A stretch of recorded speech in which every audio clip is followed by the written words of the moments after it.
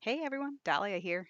Before we jump into today's conversation with the incredible Robyn Moreno, I wanted to share a quick and broad definition of curanderismo, topic we'll be exploring in this episode.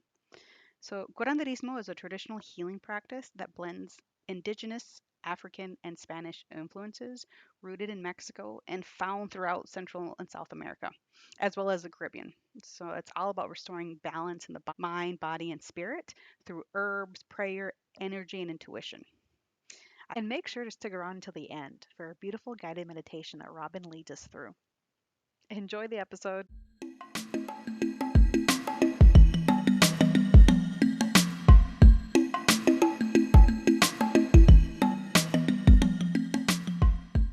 Hello, I'm Dahlia, And I'm Allie. and welcome to Navigate the Now. Super excited to have Robyn Moreno with us today. All right. I first was introduced to her work actually last year. I'll get into that a little bit later, but to give you all listeners just a little bit of her background. She is a proud Tejana, storyteller, spiritual seeker whose work beautifully bridges cultures, healing, and empowerment. Robyn is an Emmy-nominated TV host, four-time author, meditation teacher, practitioner of Curanderismo, and her most precious title of all, Mama of Two Beautiful Girls. Through her book, Get Rooted, her podcast, Get Rooted with Robyn Moreno, and her years leading Latina magazine as editor-in-chief and co-president, she's uplifted the voices and stories of Latinas and women of color everywhere. She's been invited to the White House, Sundance Film Festival, South by Southwest Interactive, and has interviewed powerhouse women such as Rihanna, Jennifer Lopez, Eva Longoria, Hillary Clinton, author and activist Isabel Allende, and Latina activist Dolores Huerta, and more. Now living in New York Hudson Valley with her family, Robyn continues to share her light, helping others reconnect to their roots, their power, and their purpose. Welcome, Robyn. Oh my goodness. I Welcome. was like, thank you for being my hype woman. Yeah, Can I'm you here- I'm- just I'm here do for that it. every morning? Okay, I'm going to Yes. record that and listen to that every morning. I was like, wow, Yes. chingona. I am into it. That's right. Thank y'all so much for having me. This is awesome. It's been fun. It's been fun already. It has It been fun, is. but we haven't Yeah. even started. And we haven't even started. Yeah. Oh my goodness. You know what's good when you're having fun through the technical difficulty? Yeah, It's exactly. a good sign. It's a good sign. That's a really good sign because it could just sort of only go up from there, right? Yeah, exactly. So, Robyn, we do community agreements at the beginning of every episode. Appreciate that. And yeah. And some of these are for us as hosts, which I will note because you as the guest the point of it is you. So I will go through, but so number one is speaking in draft. We can always go back and change our thoughts. It doesn't have to be, it's not final. Offering grace. And number two, assume everyone is doing their best. We remember that most people have good intentions. And three is we're not here to be right, but get it right. And four is this is for us, active listening to understand instead of just to respond. And we are also, as hosts, mindful of our speaking space and how much time we're taking up, but you take up all the time you want. Oh my goodness. I love those agreements. I love them. And I feel like Yeah. they're so full of grace. And as a writer, I love the concept of drafts because it's ongoing. Our stories are Yeah. ongoing and we can revise. And that's such a fundamental part of life and writing. Yes. And then this is a space to learn and grow. Yeah. And number 7, the most important, is have fun. And yes, thank you for saying that. Yeah. And now we ask you though, if you have any you would like to add. Oh my goodness. Thank you for that. I would just say that we take up all the space. It's not just me. It's not the Robyn show. I know that you're holding the space for my voice, but I hope that we can be in sacred plática, that we could have in good conversation, because y'all are the host and you're guiding. So just that you are an integral part of this. And thank you. I would just say thank you for inviting me. Yeah, you're welcome. I want to add one more community agreement that one of our guests that we had earlier in the season from Jennifer, and she added, "Don't yuck my yum." So Oh yes.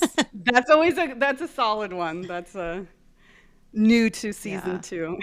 I Yeah. love Don't that. yuck someone's yum. Yeah, Yeah. don't like. I tell that to my kids. I used to tell that to my kids. They would say it to each other. So yes, very familiar with the not yucking a yum. Well, So I know you two know each other outside of the podcast world.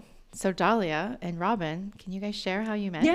yeah. So I just want to share a little backstory. And I'm not too sure if I shared this with you, Robyn, but in 2023 and 2024, I was on my yogi journey doing my YTT, yoga teacher training. And during one of the classes, one of the yoga teachers spoke about her journey back to her roots in Curanderismo.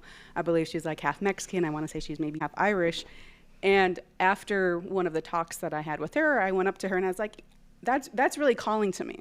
During my YTT training, a lot of it spoke to me, but I knew there was something missing. And then it was just kind of really connecting back to myself and my roots and my ancestry.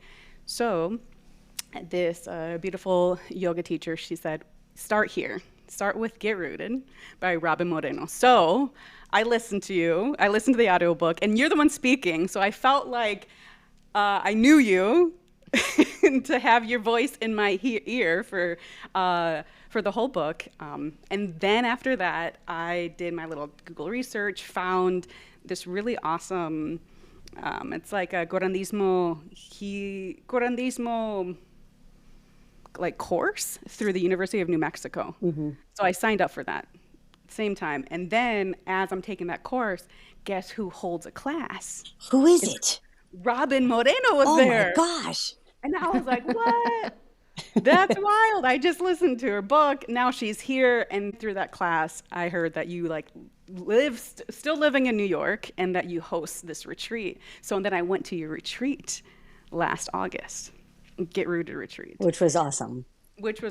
And you're so easy to just be around, and I felt like I knew you because you were chatting in my ear through your audiobook. So anyways, thank you. You've guided me, your work has guided me and so many others back to themselves and finding a place to root, right? So thank you for that. Thank you for your work. Oh my goodness. Thank you, Dahlia. I love that story. And I love that idea of impact and sharing and what stories, like the impact stories can have, right? I've always been a storyteller ever since I was a kid, and everybody has a story to tell. And so we don't always all get the chance sometimes to tell our stories, or we think our stories have value. And we're not always presented with everyone's stories oftentimes, right? Who gets to tell the story, right? Which is a different, interesting question. But as you were telling that, what I realized or was occurring to me was that through the writing of my book, which was a really beautiful and very daunting and hard process, to be honest with you, then sharing that, because it was a memoir essentially, and memoir in itself is very exposing. But being able to share that truth just gives almost someone else permission and guidance. Like if we're all walking this path, it's a little bit of a note or a trail marker, like go here, or I did this. And I feel like we all need this as we walk this path called life. And then I love that one person can also be the carrier of the message. That one person, Nicole, she happened to read my book, and she's like, you have to read this book. And so it just reminds me of the power of stories and our personal stories. Yes. Yeah, thank you. And I know we'll be getting into that because storyteller, that is part of the many hats that you wear along with being curandera and a proud Tejana and mama. And so what we would like to start our time with you is to start wherever you would want to begin with your story and how you've come to where you're at. I know you're a storyteller, so I'm sure this is going to be a great Well, story. I mean, I will say I'm 52 years old. So from 0 to 52, there's a lot of stories. Like this could probably be like 5 seasons of a podcast, but I will give you the broad strokes for your patient listeners. And I will just tap into what you were talking about, right? This feeling of what brought you to your yoga teacher training. I'm just curious, like what brought you there, right? Like, maybe it was some sort of transformation. Oftentimes pain puts you on the path or the mat, right?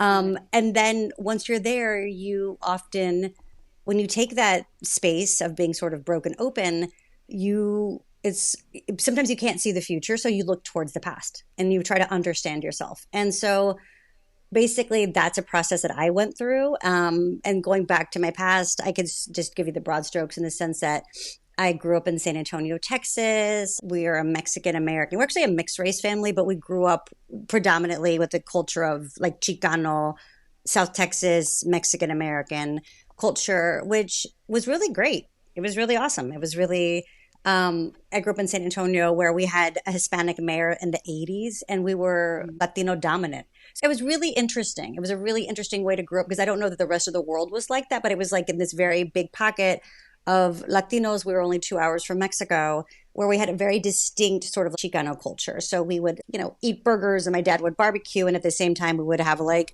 tacos and speak in Spanglish and eat pan dulce. And it was this very sort of, I don't know, like you would kind of move in and out, right? It's almost like if anyone's seen the movie Selena, it was like a very Selena existence. Just watch that movie. Just the idea of that, moving in English and Spanish. And she actually didn't speak Spanish, but then she sang in Spanish. And it was this really, they call it being on the border, right? So this being on the frontier and, kind of moving through, navigating through worlds. And I think that we did it pretty seamlessly. So in terms of even my own spirituality, my mom was Catholic. So we would go to mass and I had a confirmation and, all of those things like, like your first communion.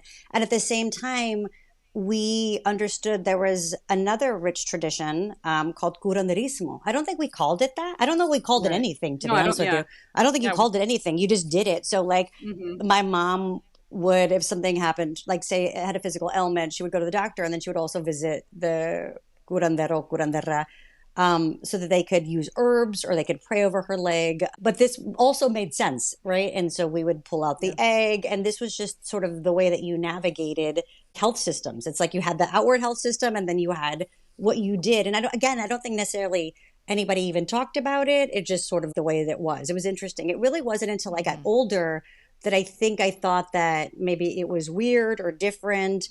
Or that I realized that maybe the rest of the world wasn't necessarily like this.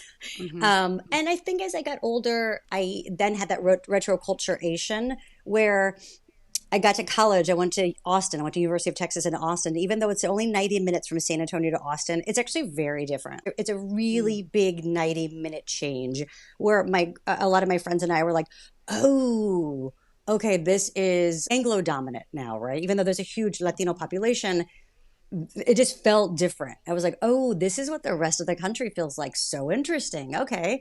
And then I began to take Mexican American studies classes and things that they just don't teach you, that you're just not taught, like that. Basically, the entire Southwest was once held by Mexico. So that was interesting. And then before by Spain. And then, of course, indigenous, right? So it was just a really, really interesting, sort of an awakening. This is the first time I'm hearing a different side of history versus the one that I've grew up and have been told, right? And it was very impactful. It was very, very, very impactful to me. And then I graduated and I went to the bookstore and wasn't quite sure what I was going to do. And I saw this magazine that I think maybe had Jennifer Lopez on the cover. And this was a while ago. This was in the 90s. I'm older than y'all. But back then, it wasn't so common to see women of color on magazines, right? Like you did, but it wasn't with the frequency that you would now. And so I was like, oh, wow, this is someone that looks like me, looks like people I know, and it's a cool magazine, right?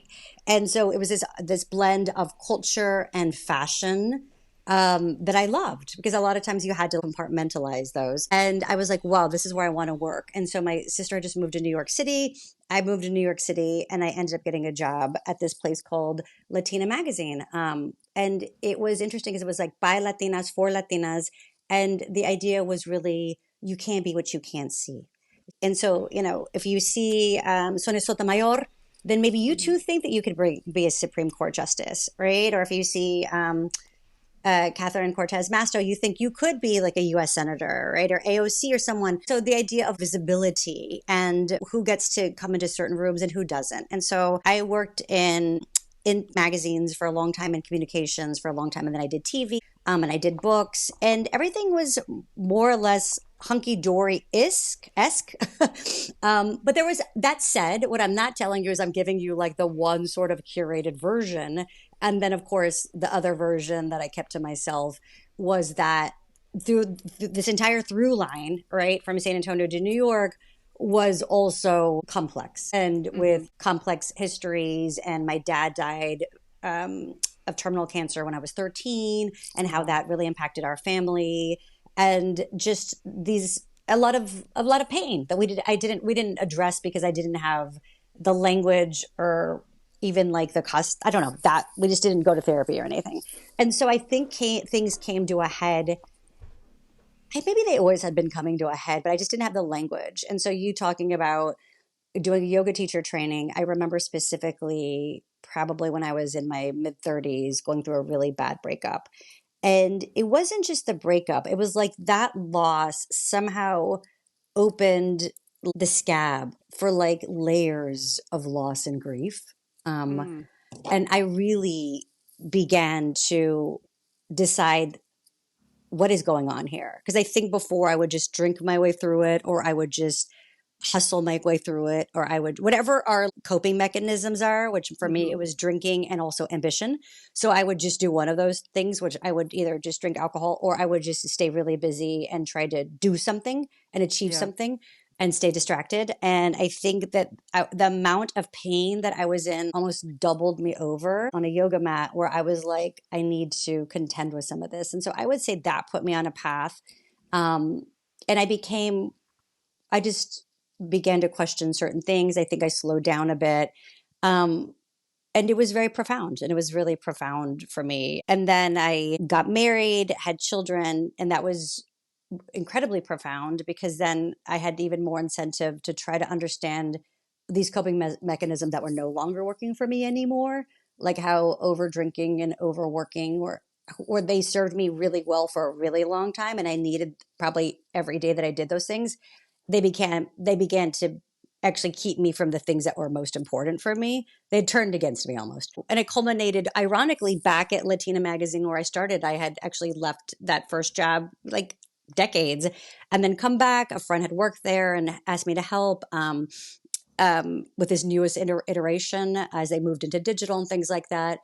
But things were changing. Like people were moving to social media, and it was hard. It was hard. It was after 2016.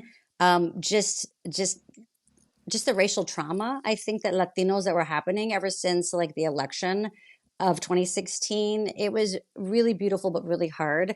And I just think all of these, like I came to this inflection point where I basically was back on my knees again. And this Mm-hmm. time I think decided to stay for a while instead of bouncing back up and be like, you know what, I'm going to see what's going on down here. And there, probably like in the earth and in my humility and in my deep pain, um, I would say my great grandmothers actually held their hand out to me. And I think they always had, except this time I just grabbed back. And they really helped me move through a different phase.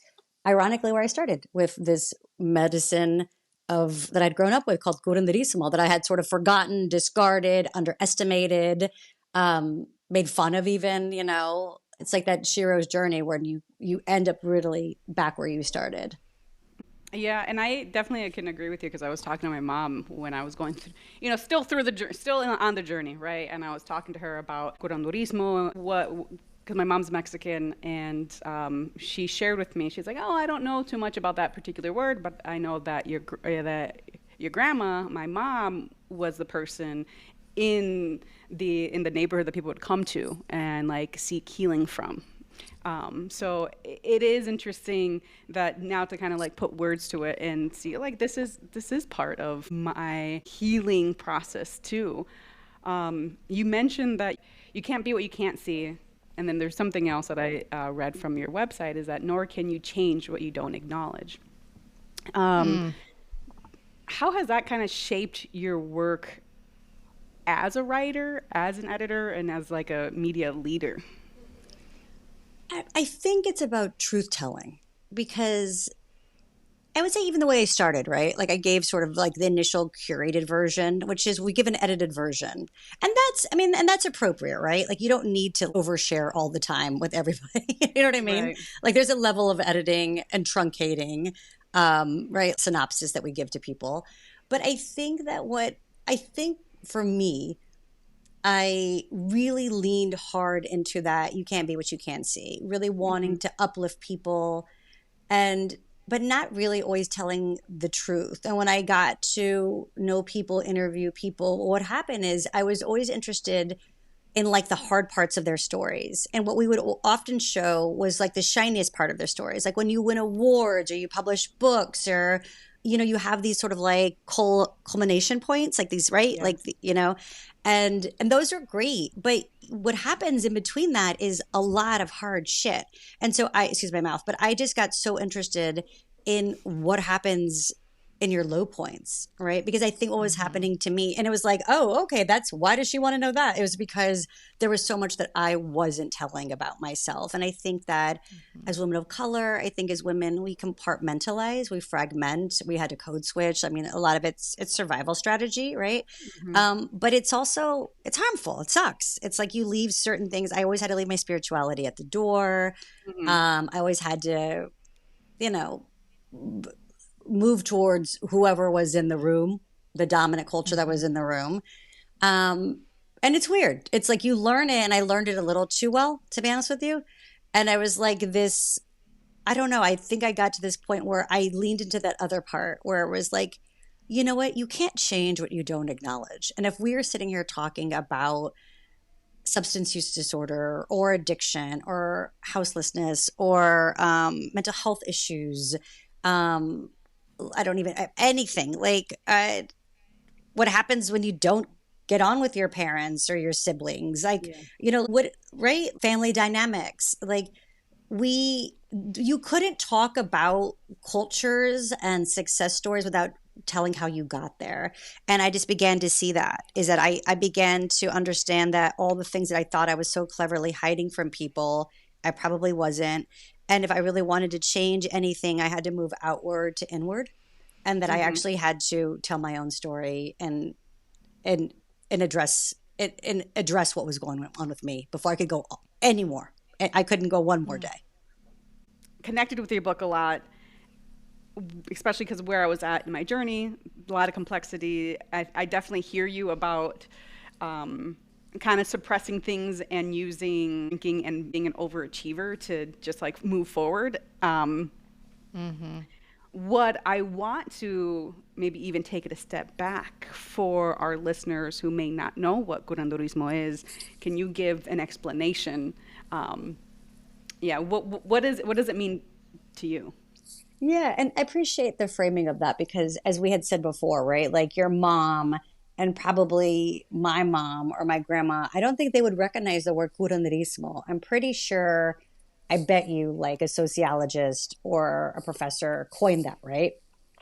I don't think it was what they would call it, if anything. They might call it like traditional medicine or medicina tradicional or just who knows, right? But I think they would use the word curandera, like she's a curandera. And so essentially, as I understand, so like you, I think you said it was someone in your family was like the local community curandera. That's what my great grandmother was. And so my great grandmother, whose name was Mama Natalia, and I was lucky enough to actually get to know her. She was like the local neighborhood curandera. And so curanderismo means, I think, like a way of healing. That's maybe the translation of it.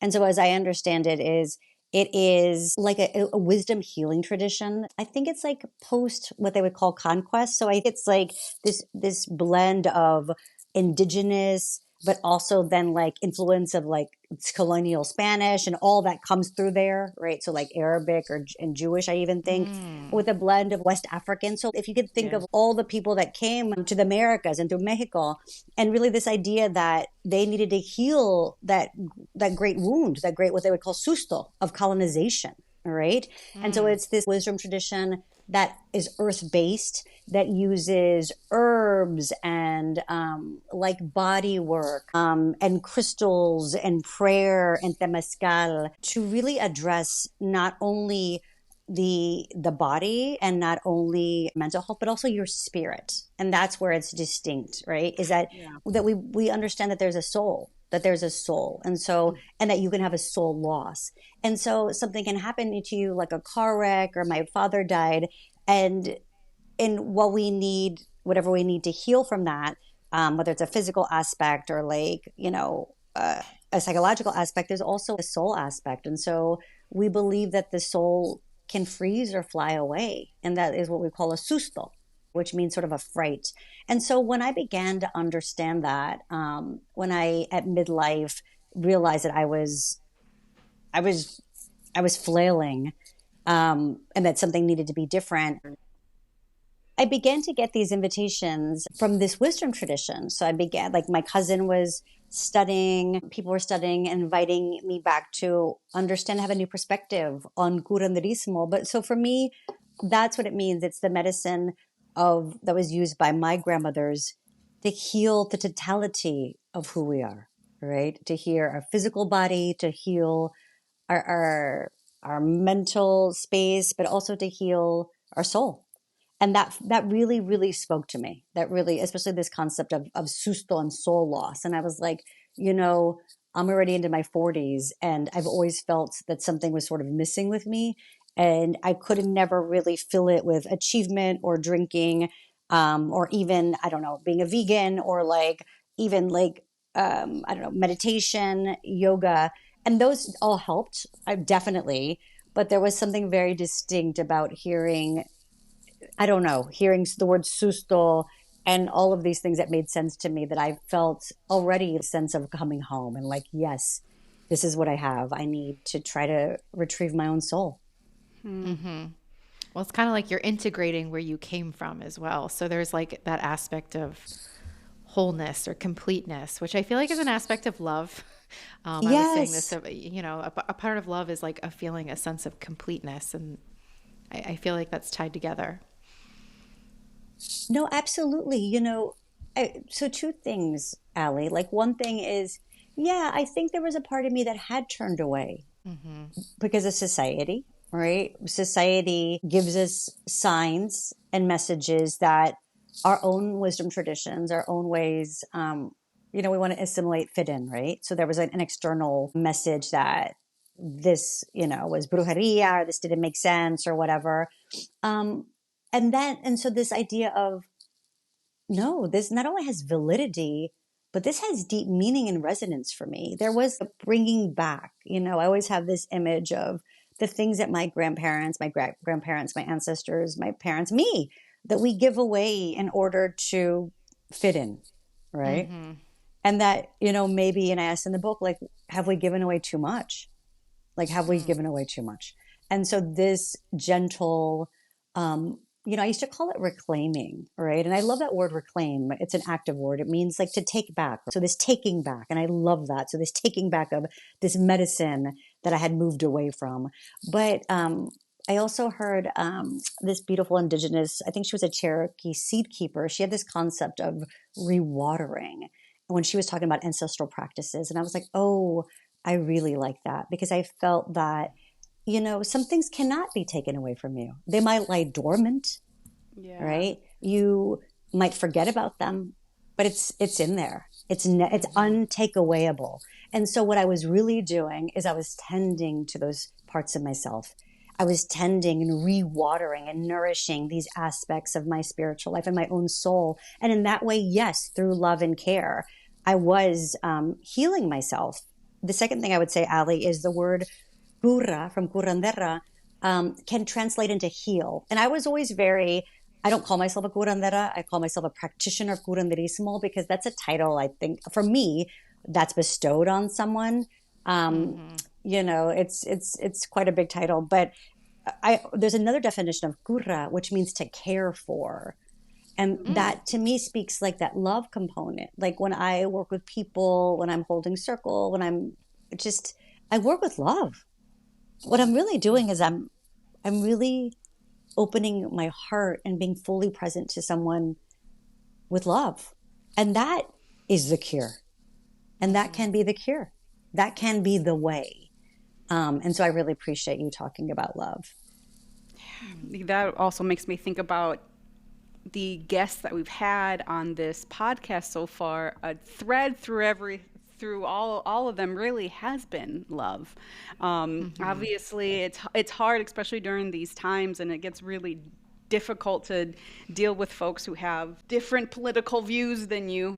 How would you say you can integrate spirituality and activism? Ooh. Well, I mean, I think it's very much this idea that self-care is like activism. Like, I'm a big fan of Trisha Hersey, who I don't know if y'all know who she is, but her handle is like the Nap Ministry. And she wrote a book, I believe it's called Rest is Resistance. And she talks about like Black liberation. She's a theologian. She's an artist. She's fantastic. She's incredible. And her thing is rest, to unplug from, capitalism and the grind and the need to do and achieve and earn your way through life. And she's like, no, you need to rest. And so I think there's a lot of ways that people can become active. I think that very much when I stepped out of the grind culture and that achievement culture of, okay, what's next? What's next? What's next? What am I going to do? Bucket list, check, check, check, check, check. Right. And like, that it was great. Like, I did a lot of amazing things and I will continue to do things, but I feel like sometimes my motivation was a little twisted.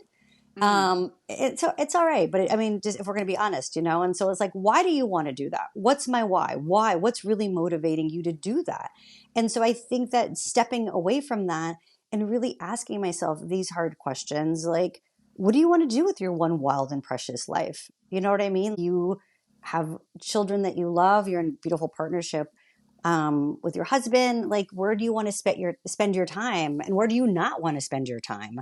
I feel that for us to even have those questions, when I think maybe our ancestors didn't even have the luxury of asking those things, they just had to like work 2 or 3 jobs, being able to honor those gifts and the sacrifices they made by really getting to check in with ourselves, making sure our mental health is really good, our spiritual health is really good, like making time for ourselves and community. I feel like that is enough. I mean, that's already a lot. That to me is a lot. You're absolutely right, but we also have this thought of it's not a thought, but what's happening of social isolation, and like community is so powerful, can help you in so many levels. I also think about kind of what you mentioned before about how our ancestors, and I think often about my parents, both of them who immigrated here, and when they came here just to survive, right? Now I feel like it's my obligation to thrive and to make sure that I don't lose where I came from, and to find wisdom in everything, in the people that I speak with. And you interviewed a lot of women who are filled with wisdom. What are some bits that you can share that maybe have really stayed with you when you've connected and interviewed with the different women that you have, the different powerhouses that you've spoken with? Like, I'm actually really interested, if anything specifically that comes to mind when you think of the time that you spent with Dolores Huerta and Isabel Allende. Those are icons. And I have to say, I'm in such gratitude for getting to spend time with both of those icons, because their lives are incredible. The work that they do is incredible. I mean, they're just wisdom keepers. So when I got to, I've actually gotten to meet Dolores Huerta a few times, and I've actually met some of her children. And so she has so much energy, Dolores Huerta. I'm pretty sure, we have to look it up and see how old she is, but she's over 90 years old. Yeah, I think she's like 95. Yeah, okay. So she literally, I met her at Sundance a few years ago, and we were joking. We're like, oh, there she is coming down the hill, skiing right by us. She had a women's march, and then she was like, she was there because there was a documentary that's incredible called Dolores. That's about her. I think Carlos Santana helped produce it. But she was still in what we would call the lucha, the fight. She's the one that came up with the phrase, si se puede, which I don't know if everybody knows. Yes. Which is an iconic phrase, right? So this is an iconic phrase of the United Farm Workers. And And I think that she would go and she would say that I asked her, like, how did you come up with that phrase? And she said that she would go and try to rally farm workers. And she would say, we need to do this, we need to do this, we need to organize. And they'd be like, I don't know. I don't know. And she would say, si se puede. Yes, you can. You can do this. You can. So I've been so lucky to get to sit with powerhouses, icons, and wisdom keepers like Dolores Huerta and Isabel Allende. And they've just lived decades and decades of life, right? And they have just put their stories out there. They've shown up, for all of us. So I got to meet Dolores a few times, and has so much energy. It is incredible. And she founded the United Farm Workers alongside Cesar Chavez, and came up with that iconic phrase, si se puede, yes, you can, right? That's what Barack Obama used in his 2008 campaign, yes, we can. So I remember talking to Dolores once and was like, what do you think? What do you think, Dolores, now? Like, what's happening in the world right now? Are you disheartened after decades and decades of progress and fighting and being in the lucha, and this is where we are? And, I was like, what advice do you have for us? Right. And she just said, you have to stay in the fight. You have to stay in the resistance. And she's like, most importantly, what the advice that stayed with me is, she's like, and you really need to know your story. You need to know who you are. Because if you don't know who you are, someone's going to tell you who you are. Someone's always spinning a story about people, about groups of people, about histories. And if you don't know your own story and your own history, you will believe it. You will believe it. You will believe the things people tell you about yourself, right? And so that was so profound for me, to know who I was, and where I came from. And so that was incredible. And I feel like, in terms of, this is maybe another wisdom keeper. She's not as famous as Isabel Allende and other people that I've got to interview, but I have a spiritual teacher, and her name's Virginia, and she's incredible. And when I was walking this path, I had so many questions about curanderismo, and I was like, I can't do this. I don't even know how to do this. I'm just an average person. I'm not special enough. I don't know that I have the gifts, right? I have the calling, but I don't know if I could meet the calling. I feel really not enough. It was like curandera imposter syndrome or something. And she was like, stop it. She was like self-doubt is colonized thinking. You know what I mean? Like, they've already taken so much from us which makes me want to cry, because of the lies we've been told about ourselves and our culture. So don't do it to yourself. Do not do that to yourself. Like, please don't self-colonize. And I was like, it was such a freedom in hearing that, when I would tell her, and I don't know if I could be a curandera and all this stuff. And she's like, people think that curanderismo really is about helping and healing others. But she's like, to me, it's about healing yourself so that you can help others. It's really about healing you. And I just feel like that, to me, has been life-changing. That is so powerful, right? That self-doubt. Oh man, what was the line again? That self-doubt, that's just the colonizers. Is like colonized thinking. Is colonized thinking. I'm writing that down. Self-doubt is colonized thinking. Mm-hmm. Yeah. Well, it goes back to that being enough, and knowing your story. That's a part of it as well, but yeah, 100%.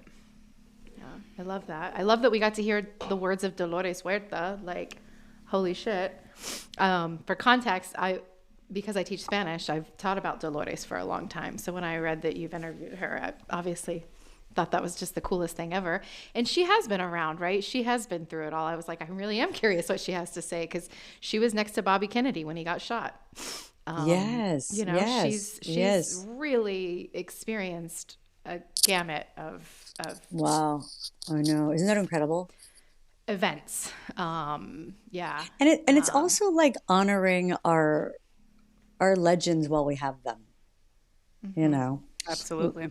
Honoring our our poderosas, right? While they're here. But yeah, and she leads by example. A lot of times I'm a person that works in words, so people give me really impactful words and they stay with me. But also, it's what people do, right? Mm-hmm. It's and I feel that's so much about what curanderismo is about as well. Like what I've learned so much is, for me, it wasn't about learning all the things or I kept thinking, oh my God, I'm gonna have to become an herbalist, and what am I gonna? And it was more I've learned is curanderismo really is like a way of life. It's about this integrated way of life when you begin to think of life in this holistic way, and you act in a holistic way. And I think people like Dolores Huerta, who are, I mean, literally almost 100 years old and still in the fight, still out there on the front lines, still speaking up, still boycotting. That it shows us even more than she could tell us is that it's worthy to stay in it, to stay. If maybe we have to tap out for a little bit and someone else takes over, right? But that it's always worthy to stay in it. Mm-hmm. Mm-hmm. The fight's like never ending, right? And so we Yeah, have to. I know. That's a quote. Remember, Dahlia, that from Coretta Scott King, who said, "What I can't believe I've forgotten it, but it's essentially it's not one earned and just kept. We have to renew it with every generation." Liberation Yes. and Yes. and all of Yes. this, like it's something that must be renewed with each Mm. Fought cycle. for. We You think that know, it's just been handed to us. no, that I feel like that applies to curanderismo, but everything where I don't know how to describe this. Yeah, you think that you're done. You think you've gotten there. And that, right? Like the world has changed and you're changed and it's not. Like it's a constant renewing. And I love the renewing because I feel like that's a very positive way. Like there's a constant renewal and I would say recommitment, you know, to keeping the traditions alive, to holding true to our values, to standing up for what we believe in, even though it's super duper scary, and Yeah. protecting ourselves and others. So yeah, I like the renewing and the recommitment. Yes, I'm gonna come in with the actual quote. Freedom is never really won. You earn it and win it every generation. Yeah, Yeah, there's a yeah, bit more to it, but yeah, And yeah, Dolores knows that. And that was the message that she was she also does. portraying. yeah. That was the message that she was returning, and she stayed. And we talk. I mean, we don't have to get into this giant conversation, but you talked a bit about the beginning about. I think one of your community agreements was about drafts, right? Hmm. And about revising. And I know that for as we age, I'm 52, that you do revise. I know that they've revised their thoughts, they've revised their books, that they've changed courses on different things, and Right. that we allow that we're allowed to change as many times as we need to. I feel like that's really important. I don't know that people always get that. It was funny when I wrote this book, I was sort of scared to write it because I felt like a part of me thought, oh my gosh, this is in black and white and it's never going to change, or I was going to be stuck to somehow this version of me in a way. I don't know how to describe it. It felt so solid. Right. Um, Because you're writing it in a book, yeah, and you're like, everybody's y- reading. yeah. And what was interesting is that I have changed even since I've written this book. The book actually changed me, and that this is one version of me, and that I feel like we have different seasons, and this book is one. It's one work in the canon of my life. And I think that happens. I think as we grow, like all these women, they have these seasons. You continue to have these seasons, and it's a big body of wisdom and work that grows into the collective that we keep talking about. Yes. Yes. Well, you've already given us a lot of gems. And on this podcast, we're all about adding tools to our toolbox of how to navigate the now. Um, politically, this political climate, even just personally. What are some tools that you would give to our listeners to add to their toolbox? Hmm. You know, I love this practice that is a meditation, but it could be just even like a pause where I always remind people to come back. We've talked a little bit about the concept of like a susto or a soul loss and the need to come back to retrieve ourselves, right? And so when a soul retrieval is done, often curandera, curandero, curanderex will call you back with your name, right? So they'll say, Dalia, come back, like Ali, regresa Ali, right? And so that your spirit, gently but firmly comes back, that you come back to this moment, anywhere you may have left yourself. And it's very powerful. And I like to do this maybe like if you recap a day, because there's places that we lose ourselves. We could lose ourselves in work, in a uncomfortable situation, in an awkward conversation, in like a constant rumination, right? Where you really left yourself there. You stayed in that classroom, you stayed at the grocery store, you stayed on the phone with your mom, and you're still, so a part of you still there arguing or defending or embarrassed or something, and it's not helpful. And so you need to call yourself back. And so at the end of the day, if you can do like a scan where you review yourself and you pull yourself back, if you need to go back tomorrow, you can, but bring yourself back so you can be whole in this present moment. And I do it even from the future. And it's not, I don't label them bad as good, right? The ability to think past or future is what the mind does. But I love constantly to also bring myself from the future. Like, it's not the holidays yet. It is not 2026 yet. It is not next summer. I love planning, but I need you here. If you want to get there, you're going to get there by being here. And so this scan where you literally sort of, scan time and space to pull all of your energy, all of your attention, all of any emotions even, like draw them almost like a lighthouse to you, and feel that sense of, oh, I'm present here. Oh wow, that was weird. I just came back. Holy cow. I can smell something. Oh my goodness, I'm hungry. Like this I sense really of, like that a lot. yeah, that I feel that can happen and that should happen, because I think what happens with this fragmentation and distractions of the world is that we fragment ourselves, and that this calling ourselves back, and at least, whether you do it during the morning or the night, is a nice collecting and gathering and setting you up for the next day. Yeah, that was such a good example when you said you're stuck in that conversation that you had with your mom, the conversation with somebody else. Even in those small moments when you're still like ruminating about something that maybe didn't sit right or feel right. Yeah. I like the idea of like, okay, Dahlia, come back, be present in this moment. Yeah. Thank you for that. Yeah, thank you. Yeah, you're welcome. Yeah. That one's my favorite. I feel like we love to ruminate. We all do. And I had a meditation teacher that one time that I used to kind of practice with essentially daily, and I don't. And we were talking about this, and I'm like, man, this is a reminder that I don't do this. But she would describe it as like she preferred the morning, but she said, you need to wash away like the world off of you every day. Yeah. And Yeah. I was like, Yeah. and you did feel like you were. It's kind of like just disconnecting like all these little things that attach to you in 24 hours and freeing yourself of that. Yeah. Of my mental.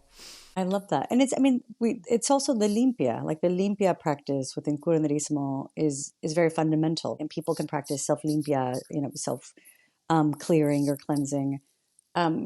Yeah, very similarly, like you call yourself back, and then even if you just did a body scan, beginning from the top of your head, moving, like blowing away any ruminations, clear seeing, relaxing of the jaw, unclenching of the shoulders, opening of the heart, finding space in the diaphragm, rooting into the hips, and riding the breath down the legs, the joints of the knees, calves, ankles, and feet. You're cleansed. The breath is always our most accessible and cleansing tool, anywhere you are. So you can do that to root and come back. Can I make a little request? Yeah. Can we do that really quickly? Yeah. Let's do it. Like together? Okay. Yeah. Okay. Do you mind kind of leading No. us through it? Uh-uh. Okay. Which part do you want? The calling yourself back or the grounding? Both?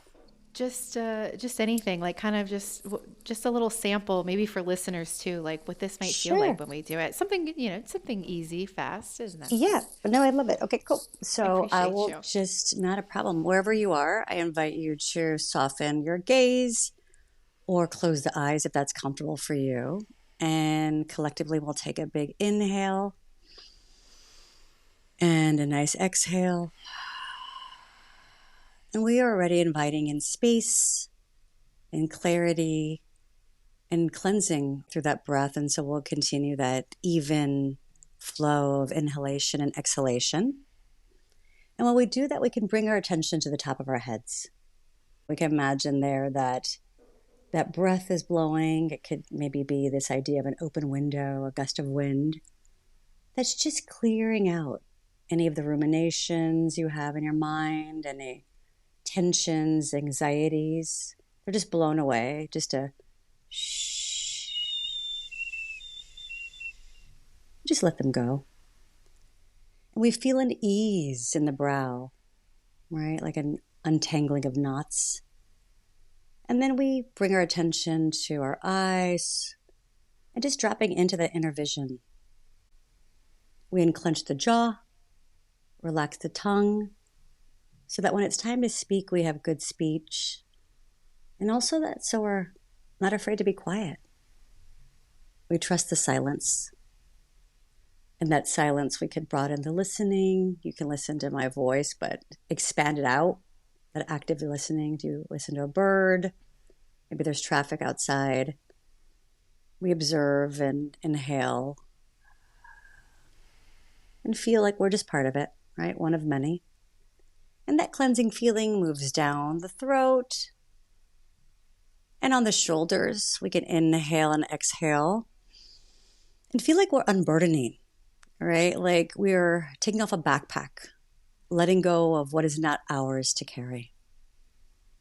As we inhale that spacious breath, we feel it finding space in the chest and simultaneously moving down the back body and side body, kind of moving through the cracks and crevices, creating space, moving aside anything that's no longer needed. And it might be a feeling of like an ice to water, like a flow. And we relax into that flowing feeling, right? We follow those rivers of breath down the sides of the body, down the front body, finding space in the diaphragm, over the curves of the belly, simultaneously coming down the spine, softening in the lower back. And those rivers of breath, maybe they circle in the hips. And you inhale, and you exhale with deep gratitude for being in your body, for letting go of what you do not need, and for welcoming back what you do. You continue riding those rivers of breath down the thighs, through the joints of the knees, moving down the shins and calves, ankles and feet, rooting you here to this moment, to this body, and to this breath. You can inhale and give deep gratitude for your cleansing breath, for coming back to you. And then together we say, Omateot. Omateo. Omateo. What does omateo mean? It means the two energies that unite to create one. It's like a joining, like a completion, like a coming together. Go ahead. What was it? Where does the term come from? So I believe it's nahuatl, and ome means two, the number two, and teot is energy. Yeah, so it's the two energies. Well, yeah, now Thank I'm you for that. relaxed. yeah, I know. Me too. I needed that. Oh, yes. Oh, Robyn, you've been such a pleasure to spend this time with, and through all the technical difficulties that we've had, we've been My now goodness, together for what, 2.5 hours. many hours together. Many more to come, hopefully. And for our listeners, where could they find you? Let's see. I think the best thing is to go to robynmoreno.com and to sign up for my newsletter. I'm a little less on social media these days. And so my newsletter is really where I let people know what's going on, whether it's just sort of musing of my head or any workshops, retreats, or classes that I lead. So I think that's probably the best way. Robyn with a Y. We will link it, but Yeah, so it's everybody knows. it's my name. So it's RobynMoreno .com. And if people want to pick up a copy of Get Rooted, it's a really, I think it's a good story. It's what we're talking about, but kind of in a narrative form that I think is pretty. I think it's easy to read. I think Yeah. it's a good read. And then I also recorded the audio because I know more and more people are listening to audio. And so if you like the sound of my voice, it is Yeah. me going on and on for hours. But I think I think people are enjoying it, and it was a lot of fun. So those are Yeah. also ways to just, I guess, learn more about me and find out more about curanderismo as well. I listened to some this week, and it got me ready for this. I was excited, but yeah, I appreciated it.